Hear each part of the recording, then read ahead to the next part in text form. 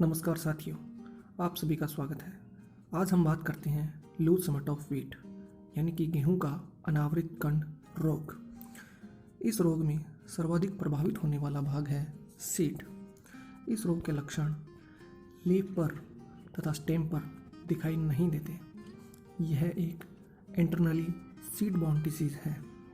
इस रोग में स्पाइक ब्लैक कलर की हो जाती है और उसमें ब्लैक कलर का पाउडर पाया जाता है तथा इस रोग में जो सीड होते हैं वो फंगस से इन्फेक्टेड होते हैं।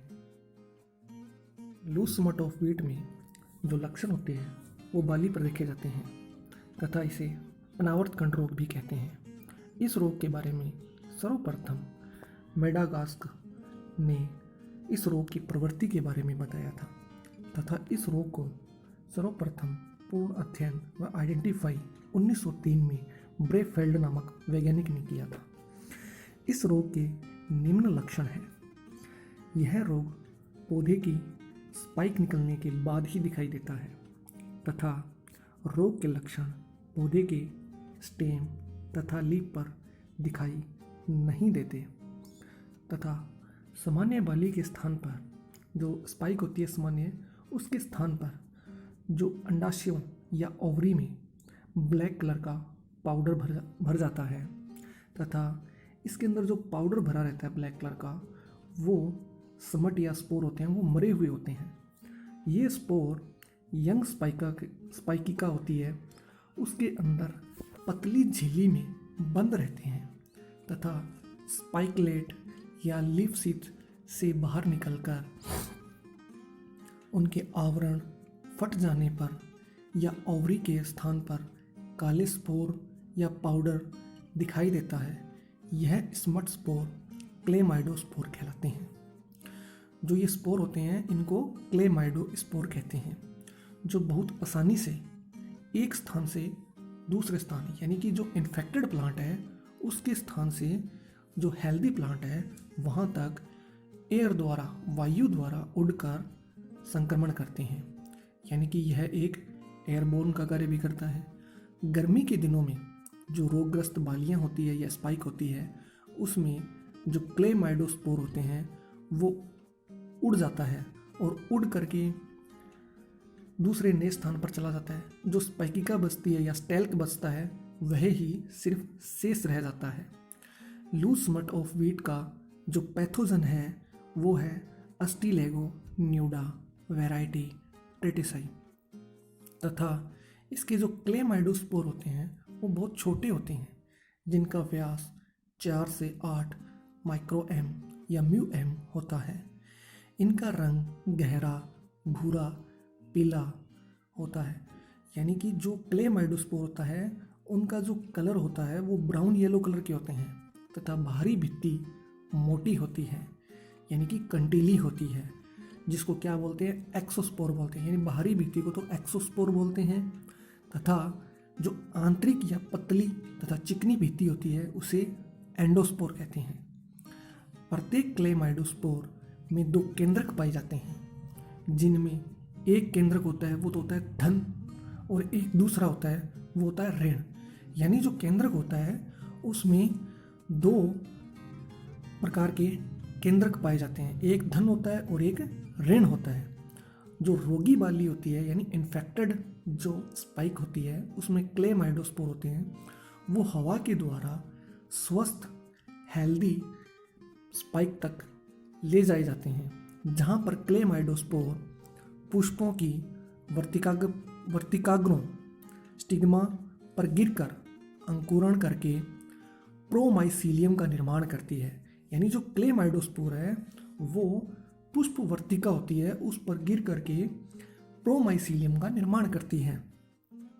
यह प्रोमाइसीलियम होती है वो एक ट्यूब का निर्माण करती है। ट्यूब का निर्माण करने के बाद में जिसमें क्लेमाइडोस्पोर का द्विगुणन होता है, यानी एक कोशिका से 2 कोशिकाएं बनती हैं और इसमें केंद्रक भी पाया जाता है। यहाँ पर जो केंद्रक होता है उसमें अर्धसूत्री विभाजन होता है। अर्धसूत्री विभाजन में 4 कोशिकाओं का निर्माण होता है। अर्धसूत्री विभाजन के बाद में जो प्रोमाइसीलियम होती है उसमें अनुप्रस्थ पट बनते हैं, जिनके फलस्वरूप 4 बेसिडिया का निर्माण होता है। 4 बेसिडिया होते हैं।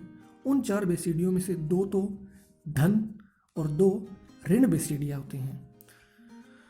प्रत्येक बेसिडियम से एक संक्रमण कवक तंतु, यानी जो प्रत्येक जो बेसिडियम होता है, चाहे धन हो चाहे ऋण हो, उन दोनों में से इन्फेक्शन थ्रेड यानी एक संक्रमित कवक तंतु निकलता है, जो विभिन्न स्ट्रेन्स के बेसिडिया से निकले हुए विभिन्न स्ट्रेन के कवक तंतु आपस में मिल, यानी कि जो स्ट्रेन निकलती है, धागे जैसी संरचना निकलती है, वो आपस में मिल करके डाइकैरियोटिक कोशिका बनाती है, यानी एक प्रकार का स्ट्रक्चर बनाती है, संरचना बनाती है।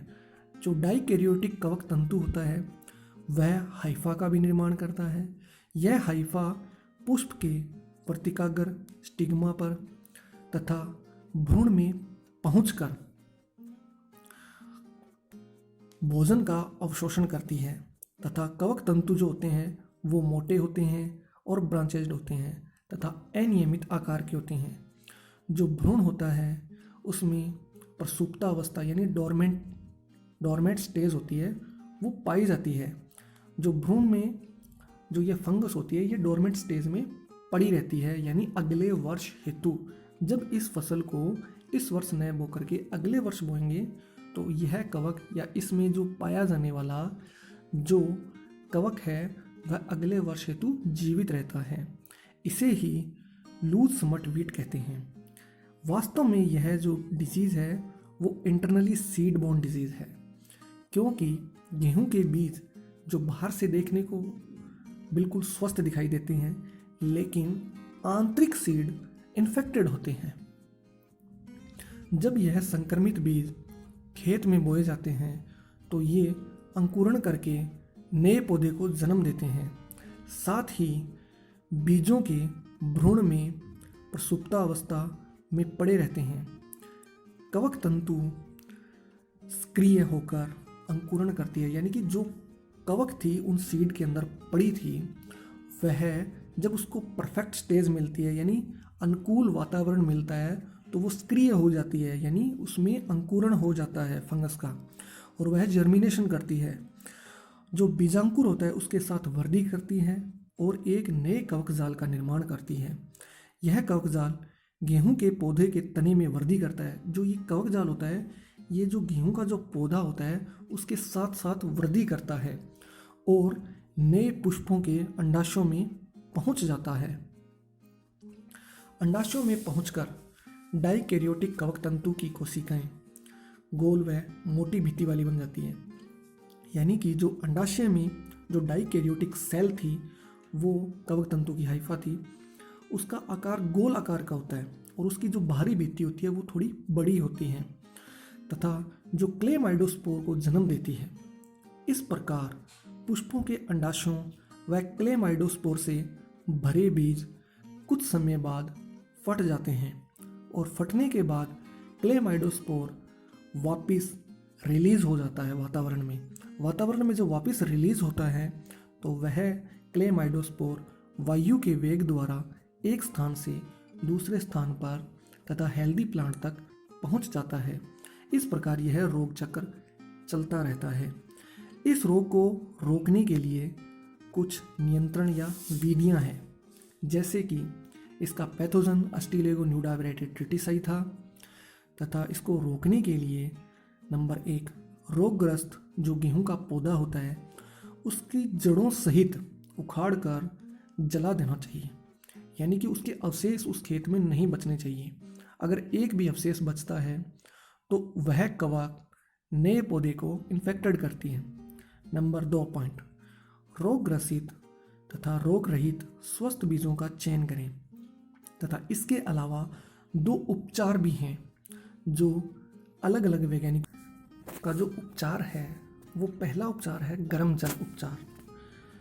इस रोग के उपचार के लिए सर्वप्रथम जो वैज्ञानिक था वो जॉनसन नामक वैज्ञानिक था। उसने क्या किया था, जो गर्म जल था उसमें इन सीड को उपचारित किया और जो डोरमेंट स्टेज थी उसको तोड़ा, यानी कि जो कवक की हाइफा थी जिस सीड के अंदर जर्मिनेट हो रही थी उसको उचित गर्म जल के द्वारा उपचारित करने के बाद इस रोग को ख़त्म किया गया। इसको ख़त्म करने के लिए सर्वप्रथम इस वैज्ञानिक ने एक बड़े बर्तन का प्रयोग किया तथा इन बीजों को 26 से 30 डिग्री सेल्सियस तापमान पर 7 से 8 घंटे तक भिगो दिया। जब इनको भिगो दिया तो इनके अंदर यानी भ्रूण के अंदर जो फंगस थी या डोरमेंट स्टेज में थी, जो कवक थी, हाइफा थी, वो सक्रिय हो गई और अंकुरण करने वाली बाहरी सतह पर निकल आई। के बाद इन्हीं सीडों को 40 से 45 डिग्री सेल्सियस तापमान पर 10 मिनट के लिए भिगो दिया। यह गर्म तापमान था।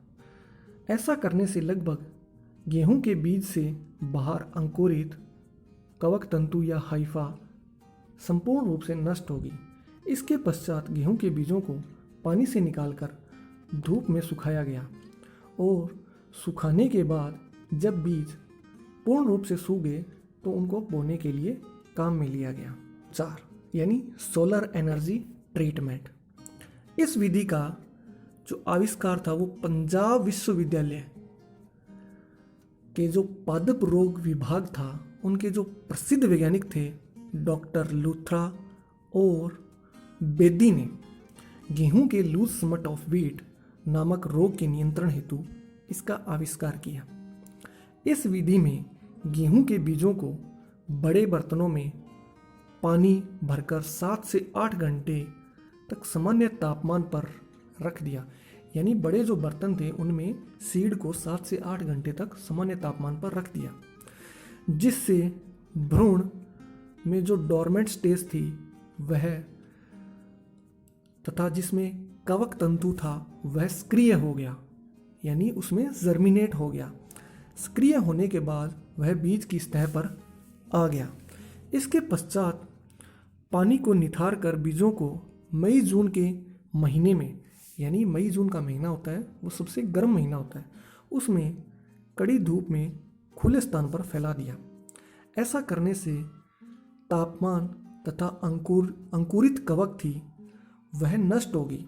यानी इस तापमान पर जो अंकुरित कवक थी, जो उसकी हाइफा थी, वह नष्ट हो गई तथा बीज रोग रहित हो गए।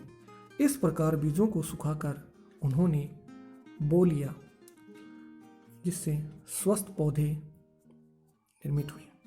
करते हैं लूज स्मट ऑफ व्हीट के लाइफ साइकिल की। यानी कि जो लूज स्मट ऑफ व्हीट है उसकी जो लाइफ साइकिल है, उसकी शुरुआत एक इन्फेक्टेड हेड से होती है। यानी कि एक जो स्पाइक होती है वो इन्फेक्टेड है, उससे नई स्पाइक तक इसका फैलाव यानी कि प्रसारण कैसे होता है, वो होता है वायु द्वारा, एयर द्वारा इस नई लीफ पर आ जाती है, यानी नई स्पाइक पर आ जाती है। जो नई स्पाइक होती है उससे फिर वापस एयर के द्वारा हेल्दी लीफ पर चली जाती है और यह एक सिर्फ खाली स्पाइक रह जाती है, यानी रेचिस भाग रह जाता है। इसके अंदर न तो सीड बनते हैं न और। एयर के द्वारा जब हेल्दी लीफ पर आ जाती है तो इस हेल्दी लीफ में इस कवक की जो कवक तंतु होते हैं उनमें बेसिडियम बनते हैं, जिनकी संख्या 4 होती है, जो आपस में मिल करके एक नई कवक जाल का निर्माण करते हैं तथा यह क्रिया प्रेमाइसीलियम द्वारा होती है। जब हेल्दी लीफ से एक सीड के अंदर, यानी जो स्पोर होते हैं वो सीड के अंदर एंटर हो जाते हैं। एंटर होने के बाद में यह इसके एम्ब्रियो भ्रूण में आ जाते हैं। इस भ्रूण में यह इंसिस्ट हो जाते हैं, यानी इसमें स्थिर हो जाते हैं। स्थिर होने के बाद में इन्हीं सीड को अपने जर्मिनेशन हेतु चुन लिया जाता है। जब इन सीडों को चुना जाता है तो यही सीड आगे चलकर एक नए पौधे का निर्माण करते हैं और इस पौधे के अंदर इस कवक के जो इन्फेक्टेड या हाइफा है वो मौजूद रहती है। वह इसकी ब्रांचों के सहारे ऊपर तक बढ़ती रहती है। आप देख रहे होंगे शायद डॉट डॉट इसमें दिखाई दे रहा है। इनके सहारे ऊपर तक चली जाती है और जब यह पौधा पूर्ण रूप से बन जाता है, यानी इसमें जब स्पाइकिका निकल जाती है, यानी ईयर बाली निकल जाती है, तब यह भी फंगस इस पार्ट्स में चली जाती है, यानी इस बाली में आ जाती है और बाली में सीड में चली जाती है और सीड के अंदर वापस फलती फूलती है और उसकी ऊपरी त्वचा ब्रेक होने के बाद सीड की यह वापस रिलीज हो जाती है एयर के द्वारा रिलीज होने के बाद नई हेल्दी लीफ पर चली जाती है। इस प्रकार यह लाइफ साइकिल चलता रहता है।